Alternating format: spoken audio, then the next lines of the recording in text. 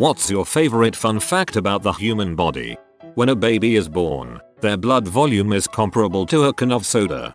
Cracking open a cold one with the boys. You can suffer so much injury that your body is like, whoa, what the frick? Shut down everything, then you go to sleep for a while until your body thinks it won't die the second it wakes up. Had this happen last year when I had the flu. I passed out in the hall and broke my glasses. Later my doc said it was my body's way of taking 5. A sunburn is basically your skin cells realizing they've become mutated, and then killing themselves so as not to spread the mutation and make way for new cells. They basically commit suicide for the good of the colony. Unless one of them doesn't, and then you have cancer. Your stomach constantly produces layers of mucus so it doesn't digest itself. Tell me something else I don't know. Something less disturbing. That without its lens, the human eye can see some of the UV spectrum. I had the lens in my right eye removed and I can 100% confirm this. Seeing those black lights is kinda trippy. The human body has a diving reflex that allows us to hold our breaths longer underwater than on land. There's a lot more to it, but 2 of the major changes when you are submerged in water are that your heartbeat slows and your blood vessels in your extremities contract. As a result of those and many other reactions, your body uses less oxygen and you can go longer before taking another breath. My personal favorite thing about this fact is that my 6-year-old taught me about it. I thought it sounded silly and said, "No, you can't really hold your breath longer in water." He insisted he learned it in school, so I looked it up and stood corrected. Well, my body seems to be a version behind everyone else's. You're just a little bit taller in the morning than you are at night. Spinal compression from gravity. When we're born, our larynx is in a higher position in our throat. This allows a baby to nurse without suffocating. After a few months, it drops to a lower position. This allows for babies to begin to learn how to talk. Unfortunately, this also causes them to be able to choke on food. So when someone says that they hate when something goes down the wrong pipe or think it's dumb that we can suffocate on food, you can let them know that without that design flaw we wouldn't be able to talk like we do. I've always wondered if there was something wrong with me because I choke on food, spit water so regularly. But now I at least know it lets me talk. So I guess it's a decent trade-off. When you breathe out through your nose, you're supposed to smell the scent of your lungs. However, your body is so used to the smell that it ignores it. Similarly, the taste of your gums, teeth, and saliva is also ignored. People on average fart approximately 12 times and expel 1 liter of intestinal gas per day. I once ate nothing but soup for lunch for a week. And on the Thursday I went out with some friends for the evening and had to excuse myself and go home because my lower gut hurt so much that I thought I was gonna pee fizzy gravy out of my butt. When I got home I went for a poop and farted for half a minute straight. It was astounding, cathartic and really impressive. You will continue to bite your tongue despite the fact it has been in your mouth since before your birth. Familiarity breeds contempt.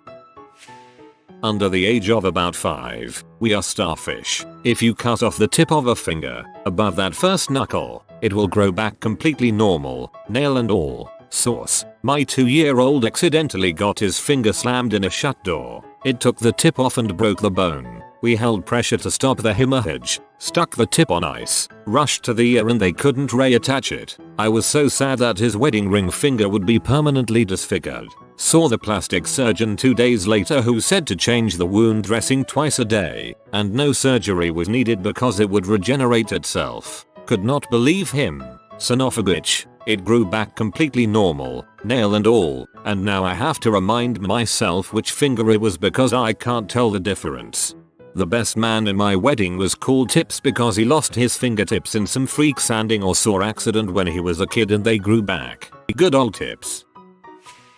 The average boner uses about 2 tablespoons of blood to become erect, and about the same amount of blood is in a gerbil. Great, now every time I get a boner I'll be thinking about gerbils. If you took all your blood vessels out of your body, tied them together and stretched into a straight line, it would wrap around the earth 2.5 times. Don't try this at home though. Instructions unclear. Butthole is now swallowing Mars. pruny fingers at the bath? It's a nerve response. People with nerve damage don't get their fingers wrinkled. 1. There will never be a cure for the common cold because the common cold isn't a single virus. It's many different viruses that share the property of being basically harmless, but will still make your immune system go batshit. They're basically an allergen at the cellular level. 2. Your immune system has blind spots to keep itself from attacking the body's own tissues. One of the most notable blind spots is the inside of your eyes, in which the outer layer of your eyes protects the inside from your own immune system. If you ever get an injury that penetrates that outer layer, your immune system will actually start to destroy your eye. To add on to blind spots, sperm is made later in a boy's life, and his own immune system will seek it out and destroy it since it thinks it is a foreign object. Therefore, the male reproductive system has safeguards in place to prevent sperm from ever being exposed to an immune response from itself. You know how some people will fall asleep while traveling almost immediately? Well, it's a form of motion sickness. Instead of throwing up, some people will fall into a coma-like sleep. Both sleeping and throwing up are caused by the same thing though. The body thinks it's been poisoned. So if you have motion sickness and hate throwing up, try to get yourself to fall asleep instead. More than likely, you will actually fall asleep and be fine when the journey ends. First off, I'm not a doctor. The following was explained to me when I volunteered at a hospice. A doctor simplified this so anyone could understand. The brain is a wonderful thing. It will do everything it can to prevent you from dying. When you are dying slowly, say from a terminal illness maybe, when your brain realizes something is wrong, it immediately goes into lifeboat mode. So it decides where the blood should go. Have you ever noticed that people in palliative care don't want to eat? It's mostly because the brain understands you can go like a month without eating. Your stomach is important, but if its main function is to digest food and tell you when you're hungry, and not to keep you alive, then it loses some of the regular blood flow to other more vital organs like the brain and lungs. You can't live without eating, but in the short term you can go a while without it. As your days become more and more numbered, your senses will start failing you ultimately because the brain is having to keep you alive by taking blood away from various things and sending it to the more vital parts. Your brain loves you. Take care of it. I guess this is why people usually know when they are about to die. Adrenaline is one heck of a drug. Our muscles work at a fraction of their total capacity and adrenaline pretty much lifts off these blocks, but it can cause damage. One for all. You cannot intentionally track an imaginary moving object with smooth and continuous eye motion. You have to actually see a moving object for this to be possible. What the actual heck? I've always thought that it is strange that our brain controls everything in our body, but when something hurts or we are ill, we do not know what exactly hurts without medical research. It's like our brain knows everything and at the same time nothing. I bet the brain knows, it's just keeping things from us. A woman's ovaries produce all the eggs she'll ever have while still in utero. So when my mother was carrying me, she was also carrying the egg that became my daughter. I tried explaining this to my mother-in-law on the birth of her first grandchild. She either couldn't wrap her head around it or wanted to deny all responsibility for making the egg that created the kid. There are more bacteria cells than human cells in your body, so really, at a cellular level, you're more bacteria than person. My ex was right. When a person is first conceived and forming as a person, the first thing to form on the fetus is a little tube from one side of the bundle of cells to the other. This will go on to become the GI tract, with each end being the mouth and anus. At one time we were all nothing more than a mouth and a butthole. And some people still haven't changed a bit. In much the same way that everyone has their own fingerprints and retinal patterns, every anus is unique. Just think, in another few years, we might be securing our data with an entirely new process. I'm pretty sure I remember seeing a hentai video where a nun signs a contract with her anus. When a baby drinks their mother's breast milk, and let's just say this baby has an iron deficiency, the breast will pick this up through leftover saliva and make more iron for the baby. This happens with most things babies need. I just chose iron as an example. As you're reading this, it's likely that your tongue is currently suctioned to the roof of your mouth. Take your upvote and get out of here, you demon. Babies have more bones than adults. The human dong has rifling. You probably have a small amount of either Neanderthal or Denisovan genes. 1. Technically speaking, your heart is capable of regenerating itself. Newborn baby's heart can do it, but we lose this ability when we grow up. Lots of scientists around the world are working on why we lose that ability. One hypothesis is that our blood pressure is blocking new heart cells production. 2. You can live normally with half your brain removed. Brain plasticity is amazing and is the reason why you can learn new stuff even when old. The plasticity is better when you're younger, but still, in some diseases, like some epileptical syndrome, you need to remove huge chunks of the brain, sometimes a whole hemisphere. If done right and on young patients, the kids will recover motricity, speech, and will have no visible cognitive defects. They'll still have a limp, a blind eye, and one non-functioning arm, but they'd still be able to live a normal life. Not so much a biological fact, but more of an evolutionary historical fact. So a few million years back, the Mediterranean Sea was very shallow. It was essentially two small seas separated by land between Italy and northern Africa. The one thing holding back the waters of the Atlantic was Gibraltar. Well, one day Gibraltar gave. Water began rapidly flooding east, filling the Mediterranean basin with seawater. Now back then, Africa was a very lush, green place, but the extreme change in sea level around the world caused a huge shift in global wind patterns. Africa got real cold, and all the plant life started dying. This had a drastic effect on the wildlife of the region, including some weird little simian mammals in the east that lived in the trees. The trees started coming down, and with them, the mammals. They had to find food somehow, right? The little mammals started wandering around on the ground, picking up food with their neat opposable thumbs and making rudimentary tools out of rock shards and stuff.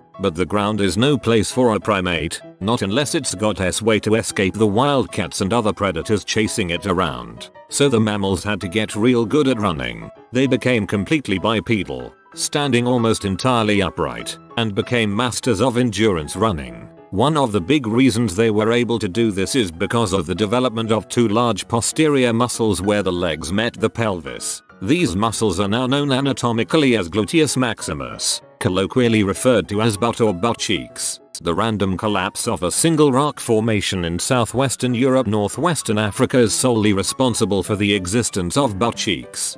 Thanks random rock formation for making me THICC.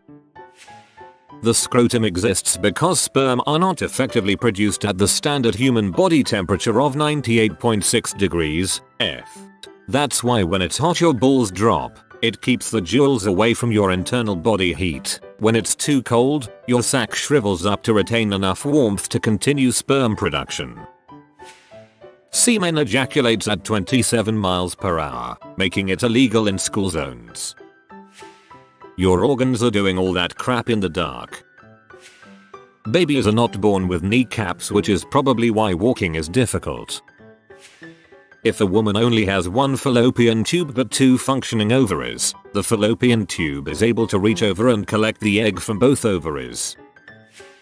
That the little hairs in your cochlea, organ responsible for hearing, are connected by little strings called tip links. When you leave a loud sporting event or concert and your hearing is muffled or stuffy sounding, it's because the tip link's broken, the hairs have fallen over. When you wake up the next day and your hearing is back to normal, is because the tip links grew back together and put the hairs back in the correct position.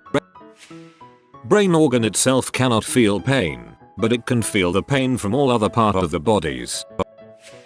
Your tongue never fits perfectly in your mouth. Your skin is the largest organ in your body. Brain freeze can be stopped by simply pressing your tongue against the roof of your mouth.